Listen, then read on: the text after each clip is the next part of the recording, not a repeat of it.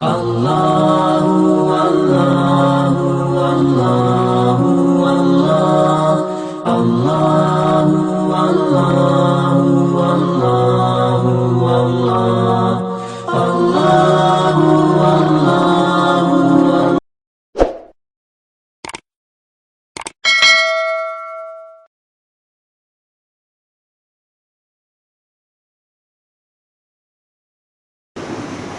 السلام عليكم ورحمة الله وبركاته. الحمد لله رب العالمين، والصلاة والسلام على سيد المرسلين محمد وعلى آله وصحبه أجمعين، أما بعد.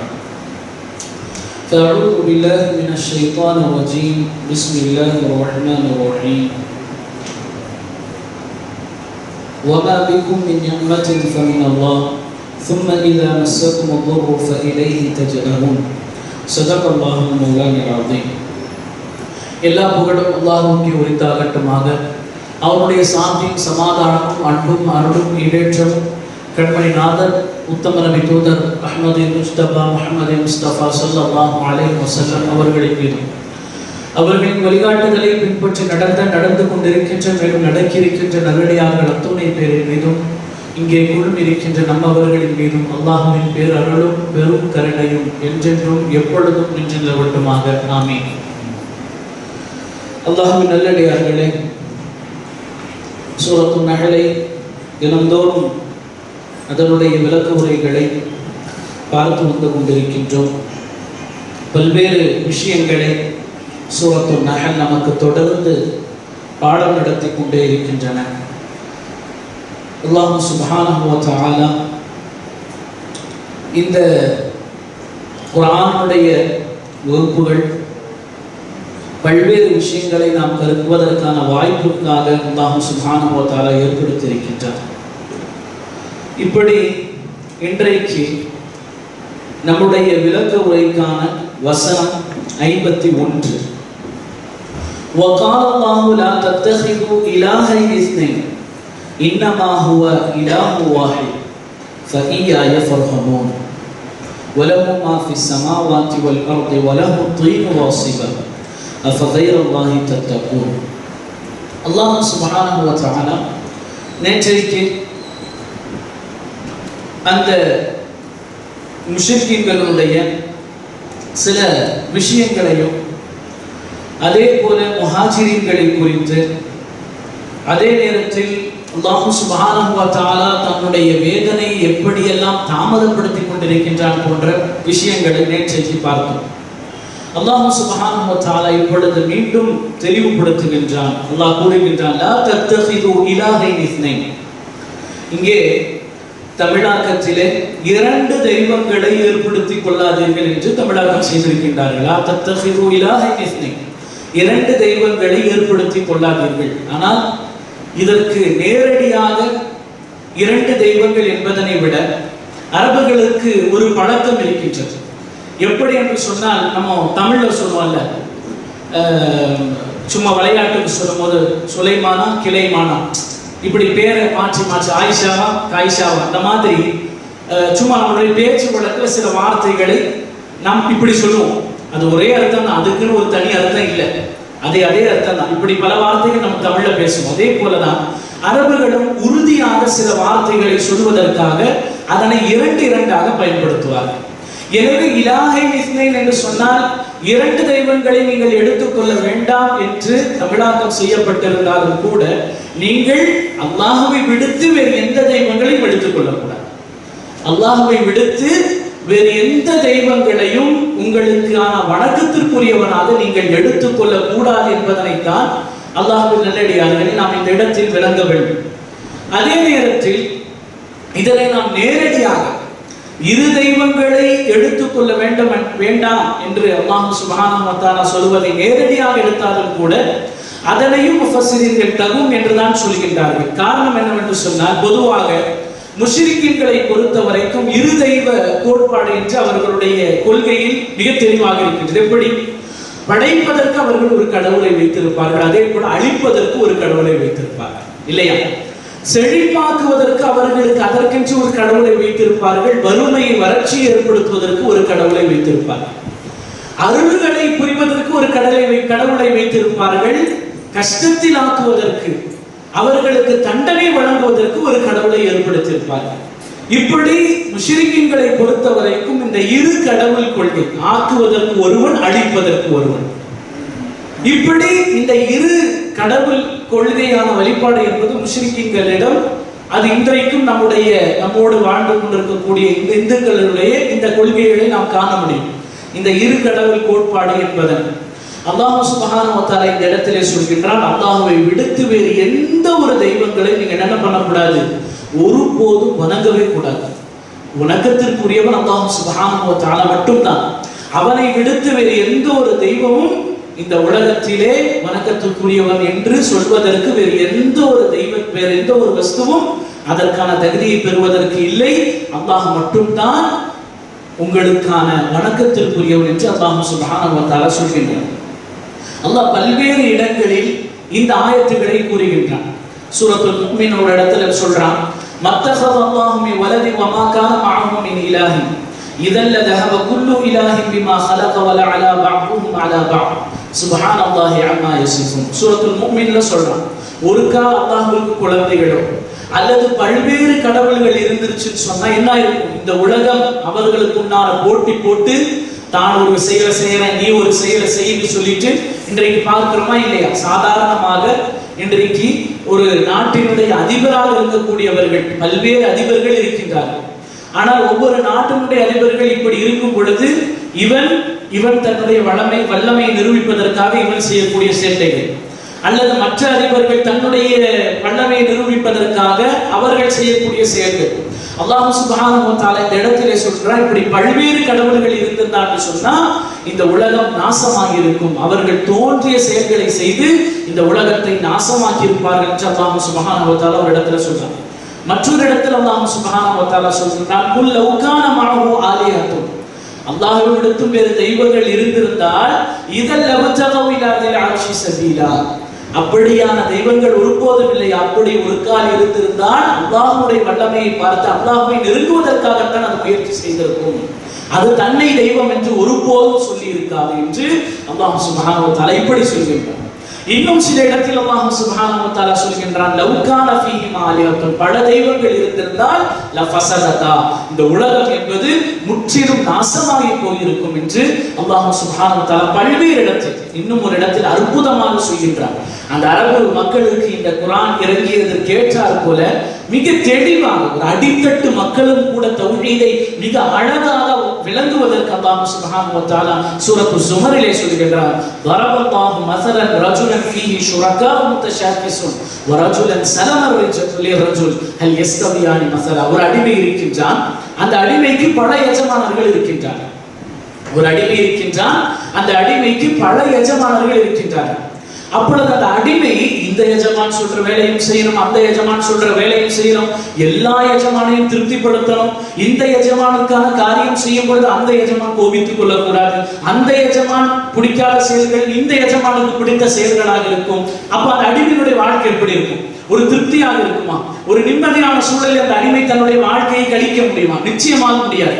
ஒரு பல எஜமான்களுக்கு ஒருவன் அடிமையாக இருக்கும் பொழுது அல்லாஹ் சுப்ஹானஹு வ தஆலா சொல்றான், பல எஜமான்களுக்கு அடிமையாக இருந்து கஷ்டப்படுபவனும் ஒரே எஜமானுக்கு ஒற்றை அடிமையாக இருப்பவனும் சமமாவார்களான்னு கேட்கலாம். எவ்வளவு அற்புதமான உதாரணம்! இன்னும் குறிப்பாக அந்த அடிமை வாழ்க்கையை வாழக்கூடிய மிக அடித்தட்டு மக்களும் கூட மிக எளிமையாக விளங்கக்கூடிய வகையில் அல்லாஹ் சுப்ஹானஹு வ தஆலா தௌஹீதை இந்த உதாரணத்தில் அற்புதமாக சொல்லிவிடுகின்றார். பல எஜமான்களுடைய கீழ்ப்படிதலுக்கு மத்தியில் சிக்கிய ஒரு அடிமை எவ்வளவு கஷ்டப்படுவான். அதே நேரத்தில் ஒரே எஜமானுக்கு நிம்மதியாக அவன் சொல்லக்கூடிய கட்டளைகளை செய்து கொண்டிருக்கக்கூடிய அந்த அடிமை என்பவன் எவ்வளவு நிம்மதியாக உணர்வான் என்பதனை அல்லாஹ் சுப்ஹானஹு வ தஆலா இவர்கள் இருவர்களும் சமமாவார்களா என்று அல்லாஹ் சுப்ஹானஹு வ தஆலா கேட்கின்றான். எனவே இறைவன் என்பவன் அது ஒற்றை இறைவன் என்பதில் எந்த ஒரு மாற்று கருத்தும் இல்லை. தௌஹீத் தான் இந்த தீனினுடைய மிக முக்கியமான ஒரு அம்சமே. லா இலாஹ இல்லல்லாஹ் முஹம்மதுர் ரசூலுல்லாஹ் என்று இந்த திருக்கரிமாவில் முதலாக இருக்கக்கூடிய இந்த தௌஹீதை தான் அல்லாஹ் சுப்ஹானஹு வ தஆலா நிலைப்படுத்துகின்றான். இன்னமா ஹுவ இலாஹு வாஹித், நிச்சயமாக அல்லாஹ் என்பவன் ஒரே ஒருத்தன் தான். என்னக்கே நீங்கள் அஞ்சுங்கள், என்னையே நீங்கள் பயப்படுங்கள் என்று அல்லாஹ் சுப்ஹானஹு வ தஆலா சொல்கின்றார். அடுத்த ஆயத்தில் அல்லாஹ் சுப்ஹானஹு வ தஆலா சொல்கின்றார், வலஹு மா ஃபிஸ் ஸமாவாதி வல் அர்த், வானமும் பூமியும் அல்லாஹ்வுக்கே நிச்சயமாக சொந்தமாக இருக்கின்றன. வலஹு தீனு வாசிபா, வலஹு தீனு வாசிபா என்று சொன்னால் கீழ்ப்படிதல் என்பது அல்லாஹ்வுக்கு அது அரங்கேறிக் கொண்டே இருக்கும். அது எந்த ஒரு தளர்வுகளோ அதில் எந்த ஒரு இடைவெளி இருக்காது. அல்லாஹ்வுக்கான கீழ்ப்படியக்கூடிய செயல்கள் என்பது, அல்லாஹ்வுக்கான வணங்குதல் என்பது அது தொடர்ந்து கொண்டே இருக்கும். மலக்குமார்கள் எப்பொழுதுமே அல்லாஹ் சுப்ஹானஹு வ தஆலாவை வணங்கிக் கொண்டே இருப்பார்கள். எனவே அல்லாஹ்வுக்கான கீழ்ப்படிதல் என்பது தொடர்ந்து கொண்டே இருக்கும். இப்படிப்பட்ட வல்லமை பொருந்திய இந்த இறைவனை நீங்கள் வணங்குங்கள், அவனுக்கு வானமும் பூமியும் சொந்தமாக இருக்கின்றது. அஃபகைரல்லாஹி தத்தகூன், அல்லாஹ்வை விடுத்தும் வேறு எந்த ஒரு வஸ்துவுக்கும் நீங்கள் பயப்படாதீர்கள். அல்லாஹ்வை விடுத்தும் வேறு தெய்வம் செயல்கள் செய்யும் பொழுது அந்த தெய்வம் கோச்சுக்குமா, இந்த தெய்வம் கோச்சுக்குமா, இப்படி எல்லாம் எதையும் நீங்கள் யோசிக்க வேண்டிய தேவையில்லை. இறைவன் என்பவன் ஒற்றை இறைவன் தான், அவனை மட்டுமே நீங்கள் அஞ்சுங்கள் என்று அல்லாஹ் சுப்ஹானஹு வ தஆலா மீண்டும் சொல்கின்றார். நீங்கள் கவனித்து பாருங்கள், 50, 51, 52 இந்த 3 ஆயத்தில் பாருங்க. 50 மலக்குமார்களும் இந்த உலகத்தில் உள்ள எல்லா ஜீவராசிகளும் அல்லாஹ்வுக்கு கட்டுப்பட்டு அல்லாஹ்வுக்கு பயந்து தங்களுடைய இபாதத்தை செய்து கொண்டிருக்கின்றன என்று 50வது வசனம் சொல்லுது. 51வது வசனம், இபாதத் செய்வதற்கு தகுதி படைத்தவன் நான் மட்டுமே, எனக்கே நீங்கள் அஞ்சுங்கள் என்று அல்லாஹ் சுப்ஹானஹு வ தஆலா சொல்றார். 53வது 52வது வசனத்தில் அல்லாஹ் சுப்ஹானஹு வ தஆலா இந்த எல்லா பூமியும் வானமும் எனக்கே கீழ்ப்படிந்திருக்கின்றன, எனக்கே அஞ்சுங்கள் என்று அல்லாஹ் சுப்ஹானஹு வ தஆலா 3 ஆயத்திலுமே தன்னுடைய அச்சத்தை அல்லாஹ் சுப்ஹானஹு வ தஆலா நிலைப்படுத்துகின்றார். அதற்கு பயன்படுத்திய வார்த்தைகள் வேற வேற. 50வது ஹவுஃப் என்று சொல்கின்றார், 51வது ரஹப் என்று ஃபர்ஹாபூன் என்ற வார்த்தையை பயன்படுத்துகின்றார், 52ல் தத்தகூன் என்ற வார்த்தையை பயன்படுத்துகின்றார். இந்த வார்த்தைகளுக்கு மத்தியில் பல்வேறு வித்தியாசங்கள் இருக்கின்றன. இருந்தாலும் கூட அல்லாஹ் சுப்ஹானஹு வ தஆலா தன்னுடைய வணங்குதலுக்கும் ஹவுஃபிற்கும் மிக நெருங்கிய தொடர்பை அல்லாஹ் சுப்ஹானஹு வ தஆலா இந்த வசனங்களின் மூலம் சொல்ல வருகின்றார். ஒருவன் இறைவனை வணங்க ஆரம்பித்து விட்டால் ஹவுஃபும் ஹஷியத்தும் அவனிடம் ஆட்டோமேட்டிக்கா வந்துடும். ஒருவன் தன்னை வஹீதாக, தன்னை தௌஹீத்வாதியாக, ஒற்றை இறைவனை ஒருவன் வணங்க ஆரம்பித்து விட்டான் என்று சொன்னால் அவனுடைய கொள்கையில், அவனுடைய தௌஹீதில் அது கலப்பற்ற தௌஹீதாக இருக்கும் பொழுது அது அவன் இடையே மிக வேகமாக ஹவுஃபையும் ஹஷியத்தையும் வரவழைத்துவிடும். அவன் ஒரு ஹாயிஃபாக, அல்லாஹ்வுக்கு அஞ்சக்கூடியவனாக அவன் மாறிவிடுவான் என்பதனை இந்த வசனங்கள் நெடுகிலும் சொல்லக்கூடிய அந்த விஷயத்தை வைத்து அன்பு குறித்தானவர்களை நம்மால் விளங்க இயல்கின்றது. எனவே அல்லாஹ்வுக்கு கீழ்ப்படிவதற்கும் அல்லாஹ்வுக்கு அஞ்சுவதற்கும் மிக நெருக்கமான தொடர்பு இருக்கின்றது. அல்லாஹ் சுப்ஹானஹு வ தஆலா இதற்கு பிறகு மீண்டும் முஷ்ரிக்கீன்களுடைய குணாதிசயங்களை பற்றி பேசுகின்றார். அல்லாஹ் சுப்ஹானஹு வ தஆலா 53வது வசனத்திலே, வமா பிக்கும் மின் நிஅமத்தின் ஃபமினல்லாஹ் ثم اذا مسكم الضر فإليه تجأرون, எந்த அருட்கொடைகள் உங்களிடம் இருந்தாலும் அது அல்லாஹ்விடமிருந்தே உள்ளதா. என்ன நிஅமத் நம்ம கிட்ட கிடைச்சாலும் அந்த எல்லா நிஅமத்தும் யார்கிட்ட வருது? அல்லாஹ் கிட்ட இருந்தா வருது. காலை மாலை திக்ருகள்ல ரசூலுல்லாஹி ஸல்லல்லாஹு அலைஹி வஸல்லம் ஒரு திக்ர் இருக்கு. காலையில ரசூலுல்லாஹி ஸல்லல்லாஹு அலைஹி வஸல்லம் ஓதுவாங்க, அல்லாஹும்ம அஸ்பஹ பினா மின் நிஅமத்தின் ஃபமின்க வஹ்த். யாரா இந்த காலை பொழுது வரைக்கும் எனக்கு என்னென்னலாம் நிஅமத் கிடைச்சிருக்கோ அது எல்லா நிஅமத்தும் ஒன்று இருந்தா எனக்கு கிடைச்சது. அதே மாதிரி மாலையில் ரசூலுல்லாஹி ஸல்லல்லாஹு அலைஹி வஸல்லம் அல்லாஹும்ம மா அம்சைனா மின் நிஅமத்தின் ஃபமின்க வஹ்த், எனக்கு இந்த மாலை பொழுது வரைக்கும் என்னென்ன நிஅமத் எல்லாம் கிடைச்சதோ அது எல்லா நிஅமத்தும் ஒன்னிடம் இருந்து தான் வந்தது. எனவே நிஅமத் என்பவன், நிஅமத் என்ற வஸ்துவை கொடுக்கக்கூடிய வல்லமை பெற்றவன் அல்லாஹ் சுப்ஹானஹு வ தஆலா மட்டும்தான். அதற்கு எந்த இடத்திலும் நிஸ்பத் செய்யக்கூடாது. அல்லாஹ் சுப்ஹானஹு வ தஆலா மட்டும்தான் நிஅமத்தை தரக்கூடியவன். இந்த முஷ்ரிக்கீன்களை பற்றி பேசுகின்றது. இதா மஸ்ஸக்கும் துர், உங்களிடம் ஒரு கஷ்டம் வந்து விட்டால் ஃபஇலைஹி தஜஅரூன், உடனே அல்லாஹ்வை நோக்கி கத்த ஆரம்பிச்சீங்க. தஜஅரூன் என்று சொன்னால் நல்ல சத்தமிட்டு, அப்படித்தான் ஒருத்தர் தன்னை கட்டுப்படுத்த முடியாத சோகம் வரும் பொழுது அவர் அழுது கத்துறதெல்லாம் யோசிக்கவே மாட்டார். தன்னை சுற்றில் இருக்கிறாங்களே அப்படியெல்லாம் யோசிக்கவே மாட்டார். தன்னுடைய சோகத்தை முழுமையாக வெளிப்படுத்தி விடுவார். அப்பொழுது சந்தோஷத்தில் இருக்கும் பொழுது அல்லாஹ் சுப்ஹானஹு வ தஆலா உங்களுக்கு ஒரு நிஅமத்தை தரும் பொழுது இறைவனை நீங்கள் மறந்து போய்விடுகின்றீர்கள். அதே நேரத்தில் ஒரு சோகம் என்று ஒன்று வந்ததும் உடனே அல்லாஹ்வை கத்த சப்தமிட்டு அழைக்க ஆரம்பித்து விடுகின்றீர்கள் என்ற இந்த வசனம் முஷ்ரிக்கீன்களை பற்றி பேசினாலும் கூட இந்த வசனம் முஃமின்களுக்குமான வசனமாகத்தான் அன்பு குறித்தானவர்கள் இருந்து கொண்டிருக்கின்றனர். நமக்கும் நம்முடைய வாழ்க்கையும் கொஞ்சம் யோசித்து பாருங்கள். மனிதனுடைய இயல்பே அப்படித்தான் இருக்கின்றது. நிஅமத் என்பது தன்னுடைய வாழ்க்கையில் வந்துவிட்டால் அந்த நிஅமத்தில் அவன் என்ன செஞ்சிடறான், மூழ்கி இறைவனை மறந்து போக ஆரம்பித்து விடுகின்றான். நிஅமத்து ஒருத்தனுக்கு வந்து இறங்கி குவிய ஆரம்பிக்கும் பொழுது அது இறைவனிடமிருந்து அவன் தூரமாக ஆரம்பித்து விடுகின்றான். அதே நேரத்தில் நிஅமத்தை விட அல்லாஹ்வுடைய சோதனைகள் வந்து இறங்கும் பொழுது அல்லாஹ்வை அவர்கள் நெருங்க ஆரம்பித்து விடுகின்றார். இது மனிதனுடைய வாழ்க்கையில் இயல்பான விஷயம்.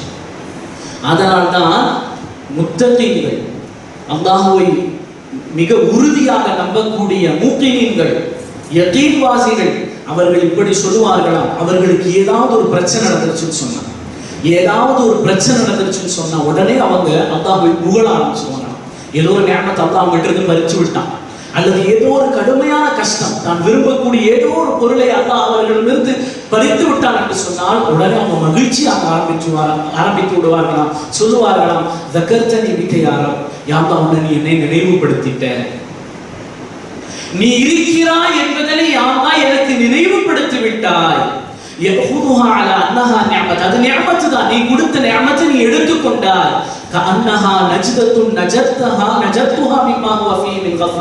நான் உன்னுடைய நினைவே இல்லாமல் பொடுபோக்கில் வாழ்ந்து கொண்டிருந்தேன், நீ எனக்கு அந்த பொடுபோக்கில் இருந்து விடுதலை அளித்து விட்டாய். யார் சொல்வார்கள் இந்த வார்த்தை?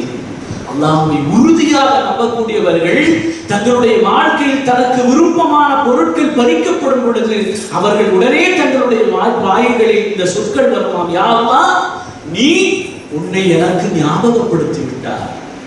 நான் பொடுபோக்காக கடித்துக் கொண்டிருந்த என்னுடைய வாழ்க்கையினுடைய விஷயத்தில் இருந்து என்னை காப்பாற்றி விட்டாய். யா ரப்பி அந்த தக்கர்த்தனி விக்க, என்னை நினைவுபடுத்தி விட்டாய். ஆனா குந்து நாசியன் தாகிலன், நான் உன்னை மறந்து வாழ்ந்து கொண்டிருந்தேன், நான் உன்னுடைய விஷயத்தில் பாராமுகமாக இருந்து கொண்டிருந்தேன். ஆனால் நீ என்னை ஞாபகப்படுத்தி விட்டாய், உன்னை நினைக்க வேண்டிய அவசியத்தை, அதனுடைய கட்டாயத்தை எனக்கு காட்டிவிட்டாய் என்று மூக்கினீன்கள் இந்த துஆவை செய்வார்கள் என்று சொன்னால் அன்பு குறித்தார்களே கொஞ்சம் யோசித்து பாருங்கள்.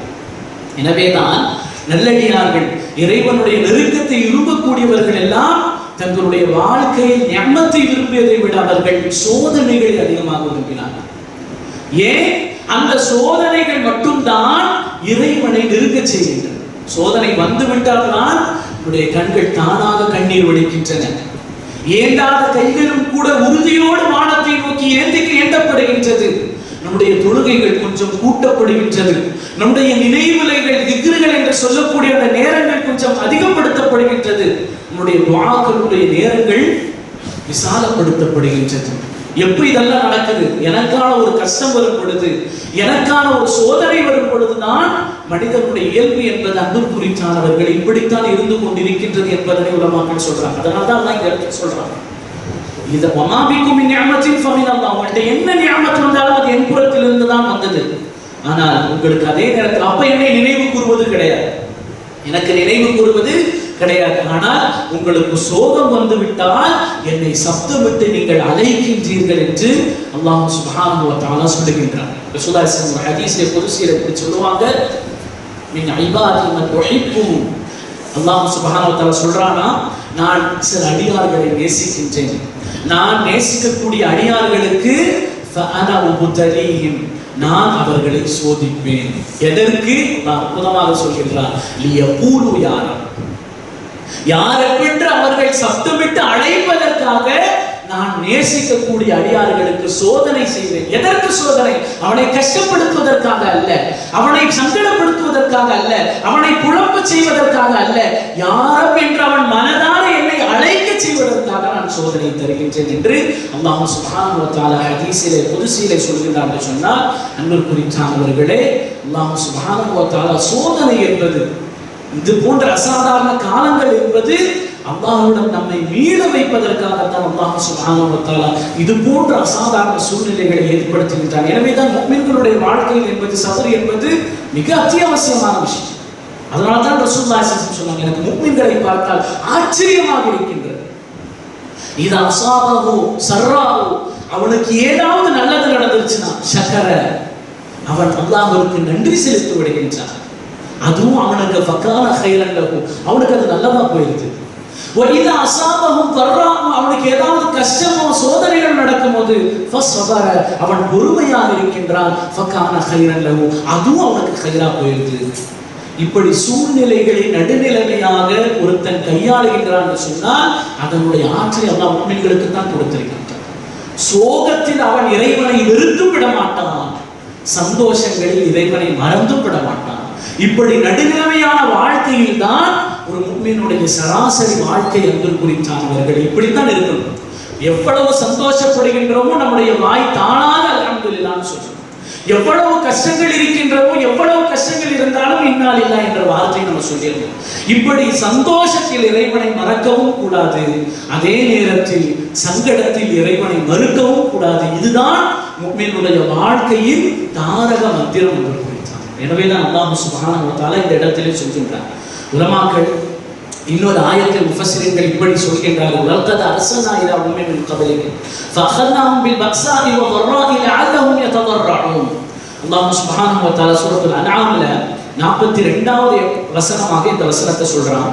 அல்லாஹ் சுப்ஹானஹு வ தஆலா வலகத் அர்ஸல்னா இலா, உங்களுக்கு முன்னிருந்த சமூகத்தின் மேல் அல்லாஹ் சுப்ஹானஹு வ தஆலா கடுமையான சோதனைகள் அவங்களை பிடிச்சான், கடுமையான கஷ்டத்தை கொடுத்தான், கடுமையான வறட்சியை ஏற்படுத்தினான். எதற்காக? லஅல்லஹும் யததர்ரஊன், அவர்கள் எங்களிடம் மீண்டு வருவார்கள் என்பதற்காக. நீங்கள் ஃபிரௌன் சம்பந்தமான ஆயத்துக்களை படித்தால் கூட தெரியும், ஃபிரௌனுடைய சமூகத்திற்கு என்னென்ன கொடுமைகளை எல்லாம் கொடுத்தானோ அத்துணை கொடுமைகளையும் கொடுத்துட்டு அப்ப இந்த வார்த்தையை சொல்வான். நீங்கள் குர்ஆனை கவனித்து பார்த்தால் தெரியும், நான் இத்துணை சோதனைகளை கொடுக்கின்றேன், அவர்கள் அத்துமீறி விட்டார்கள், அநீதம் செய்து விட்டார்கள், இறைவனுடைய வரையறைகளை மீறி விட்டார்கள், ஆனாலும் கூட இறைவன் அவர்களுக்கான வாய்ப்பை கொடுத்துக் கொண்டே இருக்கின்றார். இத்துணை சோதனைகளை அளித்ததற்கான நோக்கம் இந்த ஒற்றை வார்த்தை லஅல்லஹும் யததர்ரஊன்.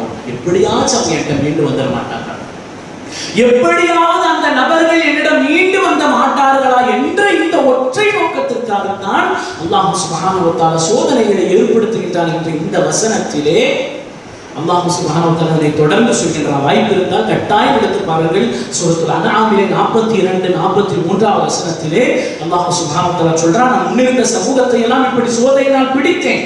எதற்காக? லஅல்லஹும் யததர்ரஊன், எப்படியாச்சும் அவர்கள் என்னிடம் மீண்டு வந்து விடுவார்கள் என்று நான் அவர்களை பிடித்தேன். ஃபலௌலா ஜாஅஹும் பக்ஸுனா, இப்படி கஷ்டங்கள் வந்த பிறகும் கூட அந்த முஃமின்கள் என்னை நெருங்கவில்லை, என்னை நோக்கியவர்கள் தங்களுடைய கரத்தை ஏங்கவில்லை. ஏன்? வலாகின் கஸத் குலூபுஹும், அவருடைய இருதயங்கள் என்பது மிக கற்கள் போல மிக கடுமையாக ஆகிவிட்டது, கடினமாக ஆகிவிட்டது. வஸய்யன லஹும் ஷைத்தானு மா கானூ யஅலமூன், ஷைத்தான் அவர்கள் செய்யக்கூடிய செயல்களை எல்லாம் அலங்கரித்து காட்டிவிட்டான். இப்ப நல்ல கவனிங்க, மனிதர்களுடைய இயல்பாக இங்கே அல்லாஹ் சுப்ஹானஹு வ தஆலா இந்த ஆயத்திலே சொல்லுவது, கஷ்டம் வந்தால் இறைவனை அவர்கள் அழைப்பார்கள். இது இயல்பு. கஷ்டம் வந்தால் இறைவனை அழைப்பார்கள் என்பது மனித குலத்தினுடைய இயல்பு. அது எந்த மதத்தை எந்த கொள்கையை அவன் பின்பற்றக்கூடியவனாக இருந்தாலும் சரி. ஆனால் முஷ்ரிக்கீன்கள் எந்த அளவுக்கு இருப்பாங்க என்று சொன்னா, கடுமையான கஷ்டத்திலும் கூட இறைவனை உணர்வதற்கு பதிலாக, ஒற்றை இறைவனை அறிந்து கொள்வதற்கு பதிலாக அந்த நேரத்திலும் அவர்கள் தங்களுடைய கொள்கைகளை தான் இருக்க பிடித்துக் கொண்டிருப்பார்கள் என்று அல்லாஹ் இந்த ஆயத்தில் சொல்றார். கஷ்டங்கள் கூட அவங்களோட கல்வ மாட்டாது. எவ்வளவு சோதனைகளை கூட, அந்த சோதனைகளில் கூட அவர்கள் இறைவனை நோக்கி வரமாட்டார்கள். ஏன்? கஸத் குலூபுஹும், அவருடைய இருதயங்கள் மிக கடுமையான மிக நெருக்கமான கற்கள் போல அவர்களுடைய இதயங்கள் மாறிவிட்டது. அல்லாஹ் அவர்கள் செய்யக்கூடிய செயல்களை எல்லாம் ஷைத்தான்கள் அலங்காரமிட்டு காட்டிக் கொண்டிருக்கின்றன என்று அல்லாஹ் சுப்ஹானஹு வ தஆலா சொல்றாங்கடா. முஷ்ரிக்கீன்களுடைய நிலையை யோசித்து பாருங்கள். இங்கே நமக்கும் ஒரு பாடம் இருக்கின்றது. சோதனைகளும் நம்மை மாற்றவில்லை என்று சொன்னால் நம்முடைய கல்வியுடைய இறுக்கத்தன்மையும் அன்பு குறித்தானவர்கள் புரிந்து கொள்ள வேண்டும். இது ஃபித்ரத். சந்தோஷங்களில் இறைவனை மறப்பதும் சோதனைகளில் இறைவனை நினைவு கூறுவதும் இது ஃபித்ரத், இது இயல்பு, இது இயற்கை. ஆனால் ஒருவன் கஷ்டத்திலும் இறைவனை அடையவில்லை என்று சொன்னால், அந்த விஷயத்தை இறைவனை அறிந்து கொள்வதற்காக, இறைவனை நெருங்குவதற்கான வாய்ப்பாக பயன்படுத்தவில்லை என்று சொன்னால், நம்முடைய இருதயங்களும் இறுக்கமாக ஆகிவிட்டதா என்பதனையும் இந்த இடத்தில் சிந்திக்க வேண்டும் என்று முஃபஸ்ஸிரீன்கள் நமக்கு சொல்லித்தரார். இது போன்ற காலங்கள் இன்றைக்கு நாம் வாழக்கூடிய காலங்கள். இந்த காலங்கள் எல்லாம் நம்ம ஏதோ ஒரு விஷயத்தை செய்திருக்க வேண்டும். அல்லாஹ்வுடைய கோபத்தை தணிப்பதற்காக ஏதோ ஒரு விஷயத்தை நாம் செய்திருக்க வேண்டும். இது போன்ற அசாதாரண சூழ்நிலைகள், இது போன்ற காலங்களில் அப்பொழுது இந்த இடத்தில் அன்பு குறித்தானவர்களே, நம்முடைய இதயங்களையும் கொஞ்சம் யோசித்து பாருங்கள். சோதனைகளில் முஸ்லிம்கள் இறைவனை நினைவு கூற மாட்டேங்கிறார்கள் என்று சொன்னால், இறைவனை நோக்கி தங்களுடைய மீள்பயணத்தை அவர்கள் தொடரவில்லை என்று சொன்னால், முஃமின்கள் மட்டும் அதற்கு விதிவிலக்கு அல்ல. சோதனைகள் முஃமின்களையும் இறைவனிடம் கொண்டு போகவில்லை என்று சொன்னால், அவர்களுடைய கல்வை கொஞ்சம் சீர்தூக்கி பார்க்க வேண்டிய நிலையில் அவர்கள் இருக்க வேண்டும். எனவே இந்த இடத்தில் நம்முடைய நிலையில் அன்பு குறித்தானவர்களை கொஞ்சம் யோசித்து பார்க்க வேண்டும். அதற்கு பிறகு அல்லாஹ் சுப்ஹானஹு வ தஆலா சொல்கின்றான், ثُمَّ إِذَا كَشَفَ الضُّرَّ عَنْكُمْ, அவர்களிடமிருந்து அந்த கஷ்டத்தை நீக்கிவிட்டால், إِذَا فَرِيقٌ مِّنْهُمْ بِرَبِّهِمْ يُشْرِكُونَ, மீண்டும் என்ன பண்ணிடுறாங்க, அவர்கள் சிறுக்கு வைக்க ஆரம்பித்து விடுறாங்க. மீண்டும் அவர்கள் சிறுக்கு வைக்க ஆரம்பித்து விடுகிறார்கள். அவர்களுடைய கஷ்டங்களை நீக்கியது அல்லாஹ் சுப்ஹானஹு வ தஆலா. அவர்களுடைய கஷ்டங்களை நீக்கியது அல்லாஹ் சுப்ஹானஹு வ தஆலா. ஆனால் அவர்கள் மீண்டும் என்ன பண்றாங்க, தங்களுடைய தெய்வங்களை அழைத்துக் கொண்டு முஷ்ரிக்கீன்களாகத்தான் இருக்கின்றார்கள் என்று அல்லாஹ் சுப்ஹானஹு வ தஆலா இந்த வசனத்திலே சொல்லுகின்றார். இதா ஃபரீக்கும் மின்ஹும் பிரப்பிஹிம் யுஷ்ரிகூன். அடுத்த ஆயத்திலே அல்லாஹ் சுப்ஹானஹு வ தஆலா சொல்கின்றான், லியக்ஃபுரு பிமா ஆதைனாஹும், எல்லா நியமத்துகளையும் நாங்க தான் வழங்கினோம், ஆனால் அவர்கள் அதனை நன்றி கெட்ட முறையில் நிராகரிக்கின்றார்கள். அல்லாஹ் சுப்ஹானஹு வ தஆலா சொல்லுகின்றான். எந்த அளவுக்கு முஷ்ரிக்கீன்களுடைய விஷயங்கள் அல்லாஹ் சுப்ஹானஹு வ தஆலா மற்றும் ஒரு ஆயத்தில் இப்படி சொல்லுவான், அல்லாஹ் சுப்ஹானஹு வ தஆலா தரக்கூடிய இந்த நியமத்துகளை எல்லாம் அவர்கள் தவறான முறையில், இன்னும் சொல்ல போனால் அல்லாஹ் சுப்ஹானஹு வ தஆலா தந்த நியமத்துகளை எல்லாம் மறுக்கக்கூடிய இடத்தில் அல்லாஹ் சுப்ஹானஹு வ தஆலா குர்ஆன்ல ஒரு இடத்துல சொல்லுவான், கப்பல்களில் கடும் அலைகளில் கடும் இரண்டில் மாட்டிக்கொண்ட பொழுது அந்த மக்கள், அல்லாஹ் எங்களை காப்பாற்று, உன்னை உற்ற இறைவனாக நான் அழைக்கின்றேன் என்று இக்லாஸாக அல்லாஹ் அவர்களை அழைப்பார்கள். கலப்பற்ற தன்மை, எந்த ஒரு சுயநோக்கம் இல்லாமல் அல்லாஹ் எங்களை எப்படியாவது காப்பாற்று, அல்லாஹ் குர்ஆன்ல சொல்கிறான், நான் அவர்களை காப்பாற்றுவேன். அவர்கள் மீண்டும் கரைக்கு வந்ததும் லாத்தையும் மனாத்தும் உஸாவும் தான் எங்களை காப்பாற்றியது என்று நன்றி கெட்ட தரத்தில் அவர்கள் கூறுவார்கள் என்று அல்லாஹ் சுப்ஹானஹு வ தஆலா சொல்கின்றார். என்று சொன்னால் அவருடைய கல்வியினுடைய இறுக்கத்தன்மை இந்த இடத்தில் விளங்க வேண்டும் என்று கூறினார்கள். என்னமெல்லாம் அல்லாஹ் வழங்கினார் அனைத்தையும் அவர்கள் நிராகரிப்பார்கள், அவர்கள் மறுப்பார்கள். காரணம் சொன்னானா இல்லையா, வலா தன்ஸ நஸீபக மினத் துன்யா, காரூனுக்கு எவ்வளவு பெரிய செல்வம். கூடி இருந்தவங்கலாம் சொன்னாங்க, காரூனே அல்லாஹ் சுப்ஹானஹு வ தஆலா உனக்கு கொடுத்திருக்கிற வளத்தை வச்சு அவனுக்கு ஏதாவது செய். வஹ்சின் கமா அஹ்ஸனல்லாஹு இலைக், அல்லாஹ் அவனை எப்படியான சூப்பரான நிலைமையை அல்லாஹ் வச்சிருக்கான், எனவே அவனுக்கு நன்றி கடனாக நீயும் ஏதாவது செய்ய என்று சொன்னதுக்கு அவன் என்ன சொன்னான், கால இன்னமா ஊத்தீதுஹு அலா இல்மின் இன்தி, இதெல்லாம் அல்லாஹ் கொடுத்தானே. யார் சொன்னது? அல்லாஹ் கொடுத்தான். இதெல்லாம் என்னுடைய டெக்னாலஜி, என்னுடைய அறிவு, என்னுடைய புத்தியை வைத்து நான் உருவாக்கியது இந்த பிரம்மாண்ட செல்வமே தவிர அல்லாஹ் இதுல எனக்கு என்ன செஞ்சான் என்றுதான் என்னாச்சு காரூன் சொன்னான். காரூன் என்பவன் அல்லாஹ் சுப்ஹானஹு வ தஆலா அவ்வளவு நியமத்து கொடுத்துட்டும் காரூன் சொன்ன வார்த்தை என்ன, காலை இன்னமா ஊத்தீதுஹு அலா இல்மின் இன்தி, இது என்கிட்ட இருக்கிற அறிவு வச்சு நான் உருவாக்கிய செல்வங்கள் என்று. அப்பொழுது அவர்கள் அல்லாஹ் எவ்வளவு வழங்கினாலும் அவர்கள் மறுக்கக்கூடியவர்களாகத்தான் இருப்பார்கள். அல்லாஹ் சுப்ஹானஹு வ தஆலா சொல்றான், ஃபத்தமத்தஅ, இந்த சொற்ப காலங்கள் எவ்வளவு நீங்கள் கொண்டாட முடியுமோ, எவ்வளவு நல்ல வாழ முடியுமோ வாழ்ந்துக்கோங்க, ஆனால் ஃபஸௌஃப தஅலமூன், கொஞ்ச நாட்கள்ல உங்களுக்கான மரணம் என்பது ஏற்படும் பொழுது சத்தியம் என்னவென்பதும் என்னுடைய பிடி என்பது எவ்வளவு இறுக்கமானது என்பதும் நீங்கள் அப்பொழுது அறிந்து கொள்வீர்கள் என்று அல்லாஹ் சுப்ஹானஹு வ தஆலா சொல்கின்றார். இது முஷ்ரிக்கீன்களுடைய குணாதிசயங்களை பற்றி பேசிக் கொண்டு வரக்கூடிய இந்த விஷயத்தின் அடுத்த வசனத்தில் அல்லாஹ் சுப்ஹானஹு வ தஆலா சொல்கின்றான், வயஜஅலூன லிமா லா யஅலமூன நஸீபன் மிம்மா ரஸக்னா. இந்த ஆயத்தை கொஞ்சம் நல்லா பாருங்க. அல்லாஹ் சுப்ஹானஹு வ தஆலா எவ்வளவு பெரிய அக்கிரமத்தை அந்த முஷ்ரிக்கீன்கள் செய்கின்றார்கள், எவ்வளவு வேதனையாக அல்லாஹ் சுப்ஹானஹு வ தஆலா இந்த வசனத்தை சொல்கின்றார். வயஜஅலூன லிமா லா யஅலமூன நஸீபன் மிம்மா ரஸக்னா, இன்னும் நாம் அவர்களுக்கு அளித்தவற்றில் ஒரு பாகத்தை அறியாதவைகளாக இருக்கக்கூடிய இந்த சிலைகளுக்கு அவர்கள் என்ன பண்றாங்க, அர்ப்பணிக்கின்றார்கள். நான் கொடுத்த ரிஸ்க, நான் அவர்களுக்காக வழங்கிய நியமத்துகளை யாரிடம் கொண்டு போய் படைய வைக்கிறாங்க, தன் வணங்கக்கூடிய சாமி கிட்ட போய், அந்த ஒன்றும் பேசாத சிலைகள் கிட்ட போய் அவர்கள் சமர்ப்பிக்கின்றார்கள். இந்த வசனத்துல ஒரு வார்த்தை எல்லாம் சொல்றாங்க பாருங்க, லா யஅலமுங்கிற வார்த்தையை பயன்படுத்தலாம். லிமா லா யஅலமு, அதுகளுக்கே தெரியாது. வைக்கக்கூடிய சிலைகளுக்கு கொஞ்சம் கூட தம் முன்னாடி என்ன வச்சிருக்கிறாங்கன்னே தெரியாது. அது என்ன பொருள், அதற்கான சுய உணர்வு எதுவுமே கிடையாது. இப்படி ஒரு அறிவற்ற, ஒரு சிந்தனை கூட செய்யாத, உயிரற்ற, ஏன் அதற்கான ஒரு இருப்பு கூட இந்த உலகத்தில் இல்லை. சிலைக்கு ஒரு இருப்பு இருக்கு அந்த உலகத்தில், அது ஒரு கல், அவ்வளவுதான். ஏதாவது அதனை மீது அதற்கான இருப்பு இந்த உலகத்தில் இருக்கின்றதா? அதற்கான ஏதேனும் ஆதாரம் இருக்கின்றதா? அந்த சிலைகளுக்கான வரலாறுகள் என்பது உண்மையாக இருக்கின்றது? எதுவுமே கிடையாது. முழுக்க முழுக்க பொய். அப்படி பொய்யான தெய்வங்களுக்கு படையலாக வைக்கக்கூடியதை என்னத்தை வைக்கிறாங்க? நான் அவனுக்கு வளமான ரிஸ்க் அவன் எங்க கொண்டு போய் வைக்கிறான்? எவ்வளவு பெரிய அக்கிரமம் யோசிச்சு பாருங்க. சமீபத்தில் கேரளாவுடைய ஒரு ஒரு சமஸ்தானத்தினுடைய அந்த உண்டியல் என்பது திறக்கப்பட்டது. ஒரே ஒரு கதவு, பல கதவு இருக்கு. அந்த கதவுடைய எவ்வளவு கோடிக்கணக்கான சொத்துக்கள் யோசிச்சு பாருங்க. எவ்வளவு கிலோ கணக்கில் தங்கம். இதெல்லாம் யார் கொடுத்தது? இந்த ரிஸ்க் எல்லாம், இந்த செல்வங்களை எல்லாம் யார் அவர்களுக்கு வழங்கியது? அல்லாஹ் சுப்ஹானஹு வ தஆலா வழங்கியது. ஆனால் அவர்கள் கொண்டு போய் வச்ச இடம் எங்க? அவர்கள் எந்த இடத்தில் அதனை கொண்டு போய் வைக்கின்றார்கள்? யோசித்து பாருங்க. சாமிக்கு பூஜை செய்கின்றேன் என்ற பெயரில் எத்துணை பொருட்கள் வீணடிக்கப்படுகின்றன. ஆள்கள், அதற்கு வைக்கக்கூடிய, படையல் செய்யக்கூடிய இன்னும் சில விஷயங்கள். எவ்வளவு பெரிய அநீதம்! அல்லாஹ் கொடுத்த ரிஸ்க, சத்திய ஜீவன், நித்திய ஜீவன் கொடுத்த அந்த ரிஸ்க தனக்கான இருப்பே இல்லாத ஒரு சிலைகளிடத்தில் அவர்கள் போய் படையல் வைக்கின்றார்கள். இது எவ்வளவு ஒரு மோசமான விஷயம் என்று அல்லாஹ் சுப்ஹானஹு வ தஆலா சொல்கின்றார். அல்லாஹ் சுப்ஹானஹு வ தஆலா சொல்றான், லதுஸ்அலுன்ன, அல்லாஹ் உறுதியாக சொல்கிறான், அம்மா குன்தும் தஃப்தரூன், நீங்க என்னவெல்லாம் செஞ்சீங்களோ, எவ்வளவு பெரிய அநியாயம், எவ்வளவு பெரிய இட்டுக்கட்டுதல், அல்லாஹ்வுடைய விஷயத்தில் இது எவ்வளவு பெரிய அத்துமீறல். நிச்சயமாக இதை நான் கியாமத் நாள்ல கேட்காம விட மாட்டேன்.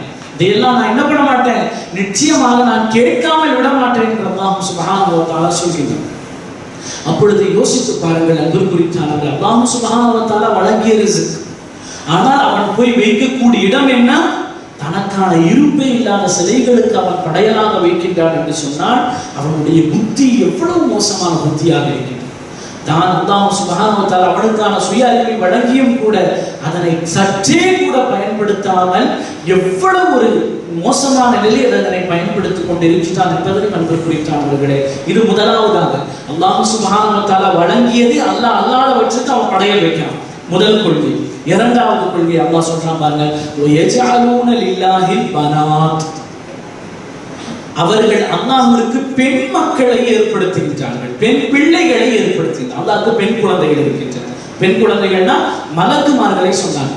மலக்குமார்களை அல்லாஹ் வேலைக்காக வச்சிருக்கான்னு சொல்றாங்கல்ல, அந்த மலக்குமார்களை இறைவனுடைய பெண் குழந்தைகள்னு சொன்னாங்க. வலஹும் மா யஷ்தஹூன், அவர்கள் விரும்பாத பெண் பிள்ளைகளை இறைவனோடு சேர்த்து சொல்றாங்க.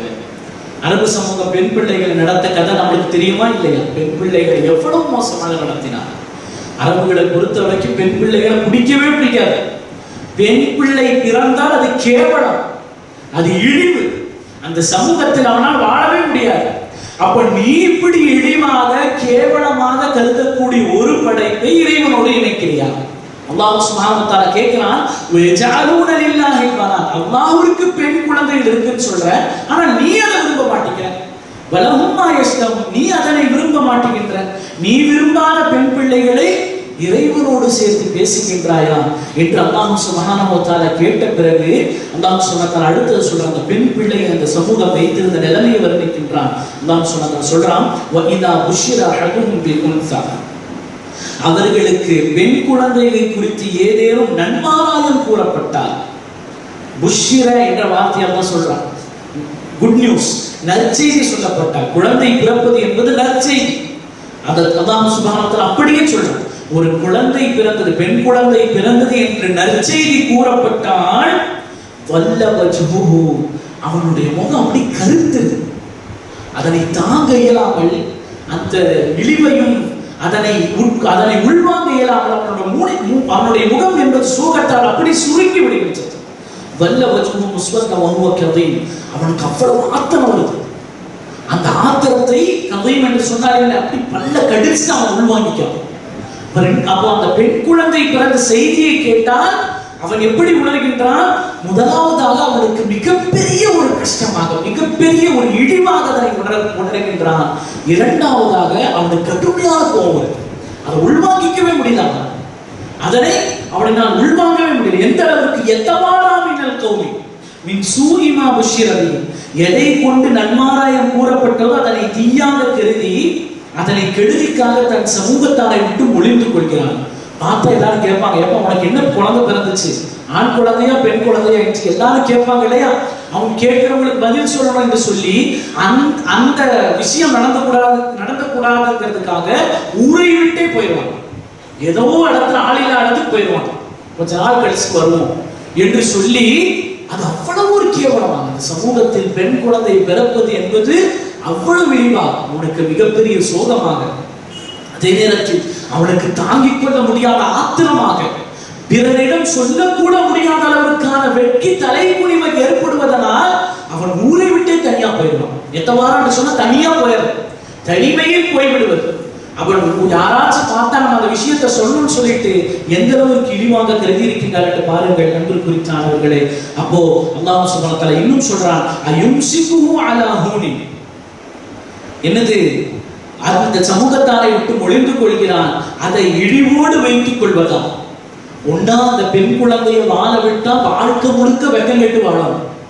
என்ன அந்த பெண் குழந்தையோடு வாழணும்னு சொன்னா கொஞ்சம் கூட சொரணை இல்லாம மானம் இல்லாம தான் வாழணும். அந்த ஒரு கடுப்புல தான் வாழணும், அந்த ஒரு சோகத்தில் தான் வாழணும். இப்படி சோகத்தில் இந்த பெண் குழந்தையை உயிரோடு விட்டு வாழ்க்கையை தொடர்வதா? ஒண்ணு அல்லது அப்படியே மண்ணுல புதைச்சிடலாமா, உயிரோட அப்படியே மண்ணில் புதைத்து விடலாமா என்று அந்த நபர்கள் யோசிப்பார்கள் என்று சொன்னால் யோசித்து பாருங்கள். எப்படியான சமூகமாக அந்த சமூகம் பெண்களை வைத்திருந்தது என்பதனை யோசித்து பாருங்கள். சுமையா ரலியல்லாஹு தஆலா இஸ்லாத்தை ஏன் ஏற்றார்கள்? ஒரு நபி இப்படி பெண் குழந்தைகளை புதைக்க வேண்டாம், அது தடுக்கப்பட்டது, அது ஹராம் என்று ஒரு மனிதர் சொல்லிக் கொண்டிருக்கின்றார் செய்தியை தான் கேள்விப்பட்டாங்க. எப்படி இருக்கும் ஒரு பெண் சமூகத்தில் உயிரோடு புதைக்கக்கூடிய ஒரு இடத்தில் ஒரு நபர் வந்து அந்த விஷயத்தை விட்டு அந்த பிரச்சனையில் இருந்து நான் உங்களை காப்பாற்றுகின்றேன்னு சொன்னாங்க. அந்த செய்தியை தான் சுமையா கேள்விப்பட்டான், உடனே வந்தாங்க களிமா சொல்லிட்டாங்க. அப்ப எந்த அளவுக்கு அந்த சமூகம் இருந்திருக்கு யோசிப்பாங்க. அந்த குழந்தையை வைத்து தன்னுடைய வாழ்க்கை இழிவோடு கடத்துவதை விட மண்ணில் புதைத்து சந்தோஷமாக வாழ்வது அவர்களுக்கு சிறந்ததாக தெரியும். ரசூலுல்லாஹ் அவர்கள் சஹாபி சொன்னாரா இல்லையா? ரசூலுல்லாஹ் ஒண்ணுமே பேசுனீங்க, என்னுடைய முகத்திற்கு முன்னால் இருக்காதீங்க, போயிருங்க. ரசூலுல்லாஹ் சொன்ன வார்த்தை அதுதான். ரசூலுல்லாஹ் சொன்ன அந்த நபர் சொன்னார், என்னுடைய மகளை நான் என்னுடைய கையால் நான் புதைச்சிட்டேன். ரசூலுல்லாஹ் தயவு செய்து இந்த இடத்தை விட்டு போயிருங்க, என்னால் உங்களை பார்க்க முடியவில்லை என்று ரசூலுல்லாஹ் சொன்னார். தான் பெற்றெடுத்த அந்த குழந்தை, அது பச்சிளம் குழந்தை, மண்ணோடு புதைப்பதற்காக அவர்கள் தயாராக இருந்தார்கள் என்று சொன்னார். அவருடைய கல்விகளை கொஞ்சம் யோசித்து பாருங்கள். பெண் குழந்தை எவ்வளவு இழிவாக வைத்திருந்தார்கள் என்று யோசித்து பாருங்கள். அன்பில் குறித்தார்கள் அல்லாஹ் சுப்ஹானஹு வ தஆலா அப்படித்தான் அவர்கள் நினைத்திருந்தார்கள். அந்த பெண் குழந்தைகள் இருந்தால் தங்களுடைய வாழ்க்கையே ஒரு மானம் இல்லாத வெட்கம் கெட்ட வாழ்க்கையாகத்தான் அவர்கள் தங்களுடைய வாழ்க்கையை வாழ்ந்தார்கள்.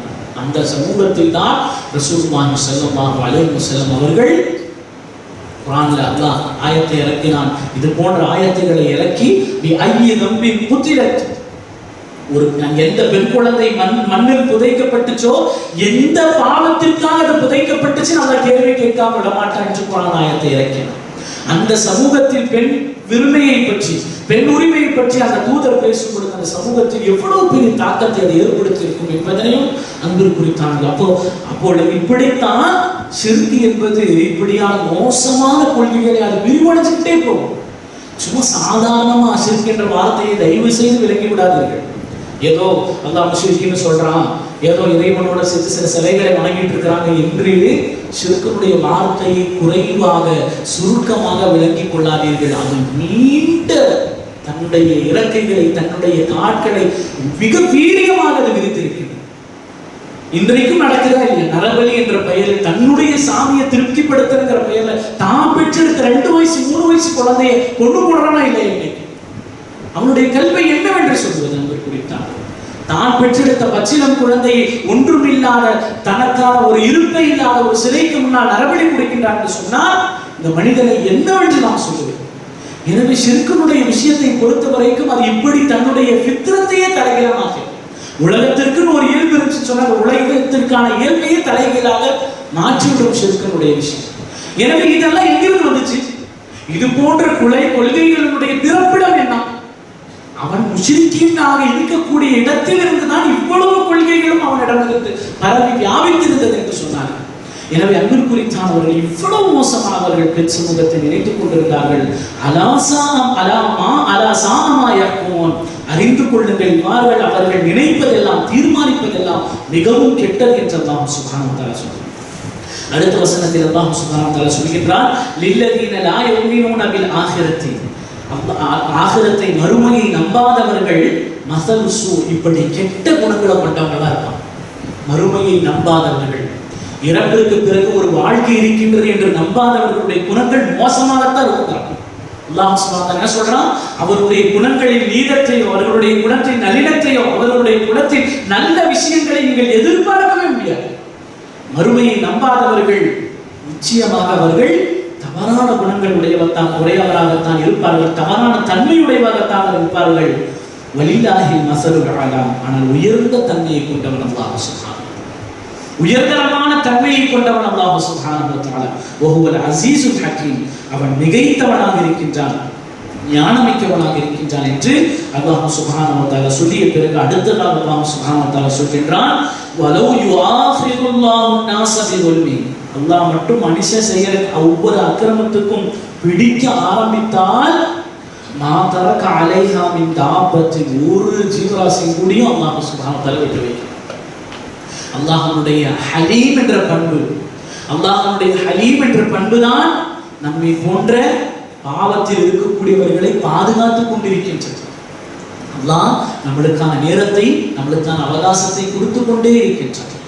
அல்லாஹ் சொல்றான், இவ்வளவு இவர்கள் எவ்வளவு அநியாயம் செய்யறாங்க, அல்லாஹ்வுக்கு அல்லாதவர்களுக்கு படையல் வைக்கின்றார்கள், அல்லாஹ் சுப்ஹானஹு வ தஆலாவுடைய விஷயத்தை மறுக்கின்றார்கள், மறுபடி அவர்கள் நம்ப மறுக்கிறார்கள், தங்கள் பெற்றெடுத்த பெண் குழந்தை அவர்கள் புதைக்கின்றார்கள். இப்படி மனுஷன் செய்யக்கூடிய ஒவ்வொரு அக்கிரமத்துக்கும் அல்லாஹ் பிடிக்க ஆரம்பிச்சான்னு சொன்னா உலகத்துல ஒரு ஜீவராசி தப்பாது என்று அல்லாஹ் சுப்ஹானஹு வ தஆலா சொல்றான்னு சொன்னா குர்ஆன்ல 2 இடத்துல இந்த ஆயத்து வருகின்றது. குர்ஆனில் 2 இடத்தில் இந்த ஆயத்து வருகின்றது. அல்லாஹ் சுப்ஹானஹு வ தஆலா ஒவ்வொரு விஷயத்தையும் பிடிக்க ஆரம்பித்தால் மனிதன் செய்யக்கூடிய அநீதங்களை யோசித்து பாருங்கள். சுப்ஹானல்லாஹ், எவ்வளவு அநீதத்தை இன்றைக்கு இழைத்துக் கொண்டிருக்கின்றது. நியூட்ரினோடைய பிரச்சனை இப்போ ரொம்ப மிக வேகமாக போய் கொண்டிருக்கின்றது. மேற்கு தொடர்ச்சி மலையை அவர்கள் குறிவைத்து எவ்வளவு மோசமாக அதனை அழிக்கக்கூடிய ஒரு விஷயத்தை சர்வசாதாரணமாக கையில் எடுத்திருக்கின்றார்கள் என்பதனை அன்பு குறித்தானவர்களே நம்மால் பார்க்க முடிகின்றது. ஒரு மலையை அழிக்கின்றார்கள் சொன்னால் லட்சக்கணக்கான ஜீவராசிகளை அவர்கள் அழிக்கின்றார்கள், லட்சக்கணக்கான ஜீவராசிகளை அவர்கள் அழிக்கின்றார்கள்.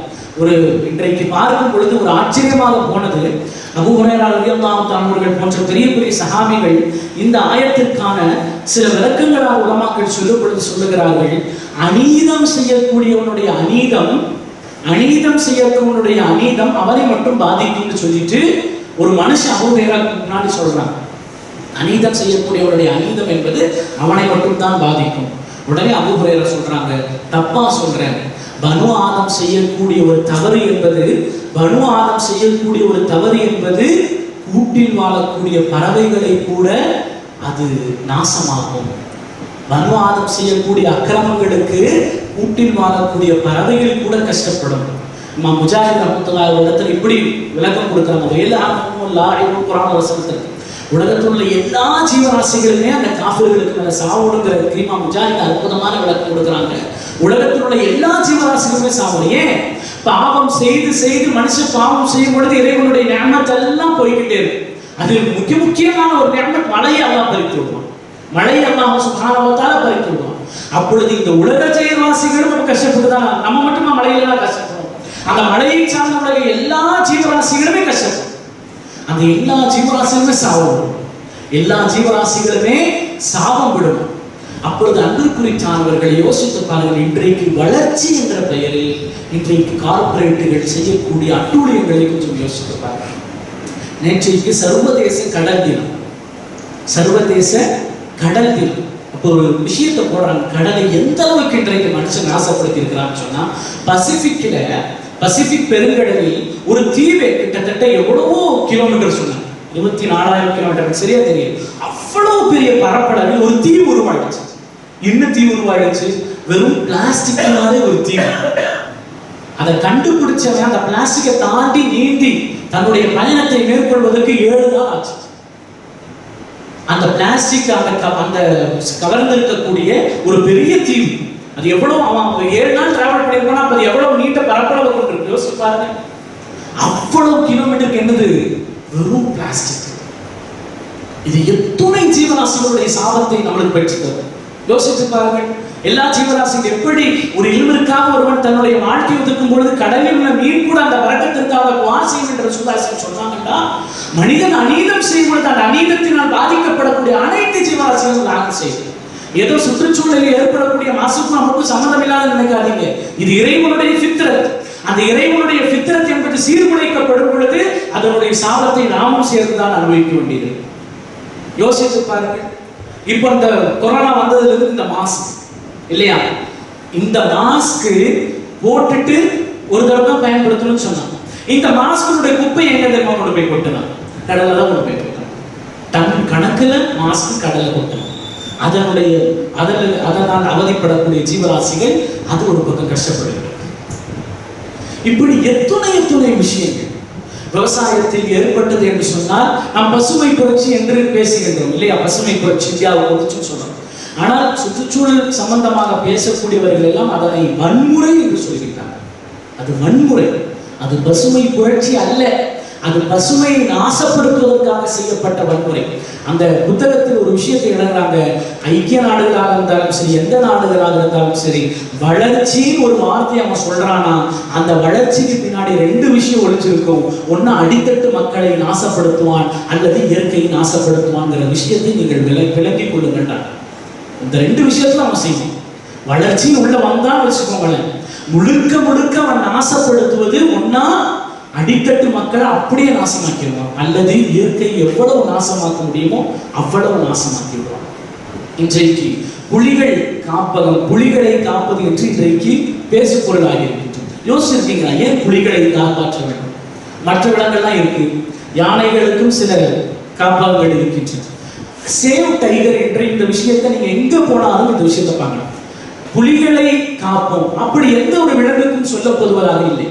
ஏன் புலிகளுக்கு ஏன் அவ்வளவு ஒரு முக்கியத்துவம் அப்படின்னு சொன்னா, புலிகள் ஒரு காடுகளில் இருக்கின்றன என்று சொன்னால் அந்த காடுகள் மிக செழிப்பாக இருக்கும். அந்த காடுகள் அப்படி இருக்குன்னு சொன்னா மிக செழிப்பான காடுகள் இருக்கும். அந்த காடுல புலியே இல்லைன்னு சொன்னா அந்த காடு மிகப்பெரிய பேரழிவை சந்தித்துக் கொண்டிருக்கின்றது என்றது. 40,000 புலிகள் ஒரு காலத்தில் இருந்தது, இன்னைக்கு 2,000 புலி தான் இந்தியாவில் இருக்கிற. உடனே தான் அதற்கு புலிகளை காக்க முடியும். ஏன்னு சொன்னா புலிகளை காத்தாதான் காடுகளை காக்க முடியும். காடுகளில் புலிகள் மிக முக்கியமான இடத்தை வகிக்கின்றன என்று சமூக அந்த சுற்றுச்சூழல் சார்ந்த வல்லுநர்கள் நமக்கு சொல்லித் தருகின்றனர். எனவே அன்பு குறித்தானவர்களே, மனிதனுடைய அநீதத்தினால் பாதிக்கப்படுவது மனிதன் மட்டும் அல்ல, என்னமெல்லாம் அவன் வளர்ச்சி என்று புதிதாக கண்டுபிடித்துக் கொண்டே போகின்றான். அது எல்லாத்தையும் இயற்கை நாசப்படுத்தும். அந்த இயற்கையை சார்ந்துள்ள விலங்குகளை நாசப்படுத்தும். அதனுடைய சாபத்தை நிச்சயமாக மனிதர்கள் அனுபவித்து தீர்வார்கள் என்பதனையும் அன்பு குறித்தானவர்களே இதற்கு கொடுக்கக்கூடிய விளக்கங்களை வைத்து நம்மால் புரிந்து கொள்ள முடியும். எனவே இயற்கையில் ஏற்படுத்தக்கூடிய சீற்றங்கள் என்பது நமக்கும் அதற்கும் சம்பந்தப்படாத அல்ல. இது அல்லாஹ்வுடைய ஃபித்ரத், இது அல்லாஹ்வுடைய தபீஅத். அதற்கென்று ஒரு நியதி இருக்கின்றது. அந்த நியதியை நோக்கி அது பயணித்துக் கொண்டிருக்கின்றது. அந்த பயணத்தில் மனிதர்கள் ஏதேனும் அடிச்சாட்டியங்களை, ஏதேனும் அக்கிரமங்களை அவர்கள் ஏற்படுத்தும் பொழுது அந்த அனைத்து ஜீவராசிகளுமே மனிதருக்கு சாபம் அடைகின்றன என்று நம்முடைய சலஃபு சாலிஹீன்கள் சொல்கின்றார் என்று சொன்னால் நன்கு குறித்தானவர்கள் இந்த இடத்தில் இதனையும் நாம் யோசித்து கடமைப்பட்டுள்ளோம். அடுத்தது அல்லாஹ் சுப்ஹானஹு வ தஆலா சொல்றான், வலாகி வஅஹிருஹும், இவ்வளவு அக்கிரமம் செஞ்சிருக்கிறானே, இவ்வளவு மோசம் செஞ்சு கொண்டு இருக்கின்றானே, இவ்வளவு மோசத்திற்கு மத்தியிலும் அல்லாஹ் சுப்ஹானஹு வ தஆலா வஅஹிருஹும், தாமதப்படுத்திக்கிட்டே இருக்கான். ஒரு நாளாவது என்னை நோக்கி அவன் மீண்டும் வந்து விடுவான் என்ற அல்லாஹ் சுப்ஹானஹு வ தஆலா அந்த எண்ணத்தில் அவனுக்கான அவகாசத்தை கொடுத்து கொண்டே இருக்கின்றான். ஃபஇதா ஜாஅஜலு, ஒரு கால் அல்லாஹ்வுடைய தவணை வந்து விட்டுருச்சுன்னு சொன்னா லா யஸ்தக்ஹிருன ஸாஅத வலா யஸ்தக்திமூன், ஒருபோதும் அவர்களுடைய அதாப் என்பது முந்தவும் செய்யாது பிந்தவும் செய்யாது என்று அல்லாஹ் சுப்ஹானஹு வ தஆலா சொல்கின்றார். அதனைத் தொடர்ந்து அல்லாஹ் சுப்ஹானஹு வ தஆலா சொல்கின்றான் வயஜஅலூன லில்லாஹி மா யக்ரஹூன வ தஸிஃபு அல்சினத்துஹுல் கதிப அன்ன லஹுல் ஹுஸ்னா லா ஜரம அன்ன லஹுன் நார் வ அன்னஹும் முஃப்ரத்தூன். அல்லாஹ் சுப்ஹானஹு வ தஆலா சொல்றான் வயஜஅலூன லில்லாஹி மா யக்ரஹூன், அவர்கள் என்ன வெறுப்பார்களோ அதனை இறைவனுக்கு ஏற்படுத்துகிறார். அவர்களுக்கு எது பிடிக்காதோ அது அல்லாஹ்வுக்கு சொந்தமாக்குகிறார். அவர்களுக்கு பெண் பிள்ளைகளை பிடிக்காது என்று சொன்னால் அந்த பெண் பிள்ளைகளை இறைவனோடு இணைத்து அவர்கள் பேசுகின்றார்கள். தஸிஃபு அல்சினத்துஹுல் கதிப, அவருடைய வாய் நிறைய பொய்தான். அவர்கள் என்னவெல்லாம் சொல்லுகின்றார்கள் அந்த முஷ்ரிக்கீன்கள், அது முழுக்க முழுக்க பொய்யாகத்தான் இருக்கிறது. இவ்வளவு மோசங்களையும் இவ்வளவு காரியங்களையும் செய்து அன்னலஹுல் ஹுஸ்னா, அல்லாஹ் நம்மளை நல்லா வைப்பான், மறுமை நாள்ல நம்மளுக்கான சுவனத்தை அவன் தருவான் என்று அவர்கள் எதிர்பார்க்கின்றார்கள் என்று அல்லாஹ் சுப்ஹானஹு வ தஆலா சொல்றான். லாஜரம, ஆமா சந்தேகமே இல்லை, அன்னலஹுன் நார், அவர்களுக்கு நெருப்பு காத்துக் கொண்டிருக்கின்றது, அன்னஹும் முஃப்ரத்தூன், அவர்கள் தான் ஃபர்ஸ்ட் நரகத்திற்குள் நுழைவார்கள் என்று அல்லாஹ் சுப்ஹானஹு வ தஆலா முஷ்ரிக்கீன்களை பார்த்து சொல்கின்றார். அதனைத் தொடர்ந்து அல்லாஹ் சுப்ஹானஹு வ தஆலா சொல்கின்றான் தல்லாஹி லகத் அர்ஸல்னா இலா உம்மமின் மின் கப்லிக், இதற்கு முன்னிருந்த சமூகத்திற்கும் இது போன்ற விஷயங்களை நாங்கள் அனுப்பினோம். ஃபஸய்யன லஹும் ஷைத்தானு அஅமாலஹும், ஆனால் ஒருபோதும் அவர்கள் நேர்வழி பெறவே இல்லை. அவர்கள் செய்யக்கூடிய பாவங்களை எல்லாம் ஷைத்தான் அலங்கரித்து காட்டிக் கொண்டே இருந்தான். ஃபஹுவ வலியுஹும் அல்யௌம், இன்றைக்கு அதாவது கியாமத் நாள் அல்லாஹ் தான் சொல்லுவான், நரகத்தில் உங்களோடு துணையோடு இருப்பவன் ஷைத்தான் தான், அவன் தான் உங்களுடைய வழி.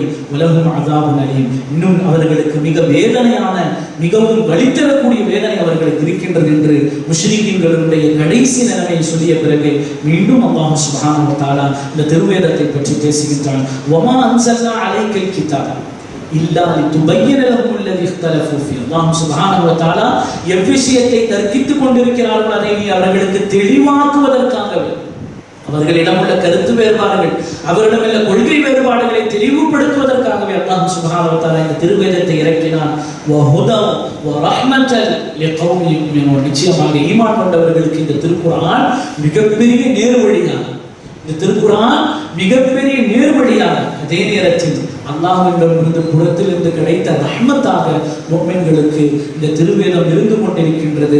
இந்த வேதத்தை இது சொல்லக்கூடிய விஷயங்களை கேட்டுக்கொண்டு இந்த முஷ்ரிக்கீன்கள் அல்லாஹ்வின் பால் மீள வேண்டாமா என்பது அல்லாஹ் சுப்ஹானஹு வ தஆலா அந்த தோணியில் கூறி இந்த விஷயத்தை நிறைவு செய்கிறார். எனவே அன்பிற்குரித்தானவர்களே, முஷ்ரிக்கீன்களுடைய கொள்கைகள், அவர்கள் உண்டான விஷயங்களை இது போன்ற வசனங்கள் நமக்கு மிக தெளிவாக நமக்கு கூறிக்கொண்டிருக்கின்றன. அவர்களுடைய பழக்க வழக்கங்கள் இருந்து அதே நேரத்தில் இவ்வளவு அநீதங்களையும் அக்கிரமங்களையும் அவர்கள் செய்து கொண்டிருந்தாலும் அல்லாஹ் அவர்களுக்கென்று சில காலத்தை, சில அவகாசத்தை கொடுத்திருக்கின்றான். தன்னை நோக்கி அவர்கள் மீண்டு வர மாட்டார்களா என்று அல்லாஹ் சுப்ஹானஹு வ தஆலா அந்த அவகாசத்தை கொடுத்திருக்கின்றார். அதே நேரத்தில் மீண்டும் மீண்டும் அவர்களுக்கு நல்ல வழிகளை ஏற்படுத்துவதற்காக இது போன்ற திருக்குர்ஆன், இது போன்ற அல்லாஹ் சுப்ஹானஹு வ தஆலாவுடைய புறத்திலிருந்து வஹீயை நமக்கு இறக்கி இருக்கின்றான்.